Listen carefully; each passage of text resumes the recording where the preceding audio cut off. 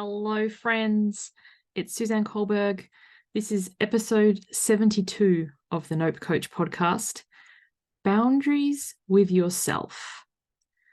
So a lot of us are working on or aware of needing, requiring, setting, upholding boundaries with other people. Yet often the very first person that we let down or that we let off the hook with our boundaries is ourselves. And we can be really quick to point the finger and to blame others. Yet when we don't have strong boundaries with ourselves, how can we expect others to respect, uphold, reaffirm our boundaries if we don't do that ourselves? So say, for example, I'll use a personal example. In the past, when I used to diet, I would enlist my husband, then boyfriend or fiance, now husband's help with the diet. And he'd be like, yep, totally, I'm on board. And when I wanted to stray from the dieting path, I would invariably choose to do an activity that would take us out of the house near lunchtime. I'd be like, let's go and do this at, say, 11 or 11:30, knowing full well then we would be out of the house and, we just have to grab lunch. And then I would invariably also blame him. It's Jeremy's fault that, we had hamburgers for lunch or we had KFC or, takeaway or whatever it was. The same as, if I was wanting to do exercise, so I would enlist a friend to come to the gym with me, like gym buddies. And having a accountability partner can be a really useful endeavor to do something, go to the gym together, whatever it is you want to start. However, if that person then lets you down, do you have the boundaries, the self wherewithal to go on your own? And did you ask that person, knowing full well the chances are they're a bit flaky, or they say yes to everything and they don't follow through, so that you can let yourself off the hook? This is not a very easy discussion to have. I imagine people are squidging listening to this and like, I want to turn it off. I don't want to listen. La, la, la.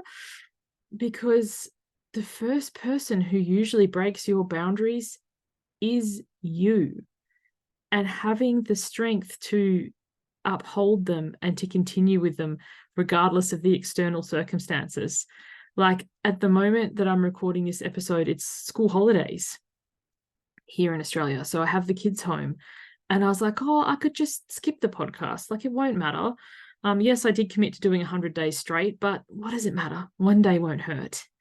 And I know full well, knowing me as I do, as soon as I say one day won't hurt, that's the beginning of the end. That's like where I begin to fall off something entirely. That's where the wheels fall off the wagon, so to speak. So it's like I might not be as fully focused as I normally am, or I might not, be able to prepare as much as I normally do, or, what have you. But the consistency to show up day in, day out, no matter what's going on externally, no matter what's happening, outside of this place where I'm recording, that is the boundary I've set for myself 100 days straight. Rain, hail, or shine, with the physical weather outside and also with what's going on internally for me on any given day. Because it's easy to do a rain dance when it's already raining. Like when you choose that you're going to endeavor on something, whether it be 100 days of podcasting or starting your own blog or going for a walk or working out at the gym, the time that you set up to do the activity, it's easy. It's already raining. You're feeling motivated. You're feeling excited. You're like, let's do this. But then to continue to take the action when the motivation invariably wanes and it's like, I don't feel like doing this anymore. It's no longer raining, so I need to set up an irrigation system to keep watering so that I keep taking the action, even though I don't feel like it. That is the boundary that you need to have with yourself in whatever it is that you're doing. Because it can become so easy to go, just one won't hurt. I'll skip today. It won't matter. And truly, one day in the scheme of things, for most things, does not matter. But is it truly going to be your one day? Or is that the way that you let yourself off the hook and you let your boundaries slide? And one day becomes 2, becomes 5, becomes a week, and it becomes so much harder to get back on. A number of these episodes that I've recorded when I've been speaking with guests or I've been coaching with my clients, a real theme in my world currently is people are like, when I do the thing, when I track my income, when I plan my meals, when I schedule my gym workouts, when I do the thing, I feel good. But then something happens and I stop doing the thing, and a day becomes a week, becomes a month, can become a year. And the longer and longer I leave it, the harder and harder it is to get back on track, to keep doing the thing again. And my invitation for you, as hard as it might be to hear, is to consider, chances are, it's boundaries with yourself. To keep showing up when you don't want to keep showing up when you've had a fight with your partner, or you've yelled at your kids, or you just don't feel like it, or the results aren't coming fast enough, or you tell yourself it's never going to matter. To keep taking that action, to set the boundary with yourself and uphold it no matter what, not just as long as it's easy or convenient. So that's for today. Something to consider. What are your boundaries with yourself? How do you keep yourself on track? How do you uphold those regardless of the external circumstances? And what are your signs? If you imagine the thing that you're trying to do, whatever it is you're working on currently, income goal, business goal, weight release goal, writing your first book or second book goal, whatever goal you're working towards, when you're taking the action and making the progress and it's easy, it's a green light. So for those of you currently in my Mighty 90 program, we are writing our captain's orders every day, daily. When it's easy, that's a green light. When we stop doing it entirely, that's a red light. It's like, I'm not doing it. I'm not taking the action. I'm not working towards the goal. I'm sitting on the couch, eating chips, watching Netflix, wondering what happened.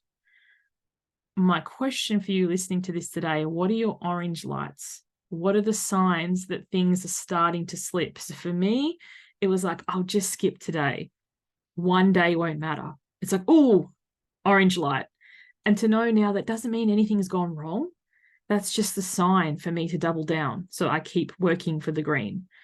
With my eating, as soon as I find myself buying something for the kids, orange light, because I know full well that's just for me to have. What are your orange lights in your life that your boundaries are slipping with yourself?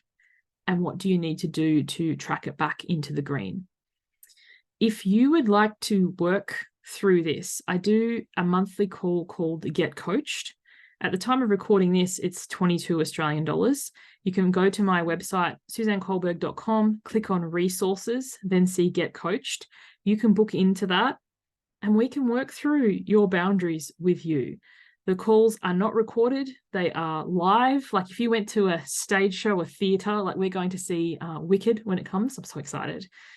I don't expect to be able to replay that again and again. It's a once and done.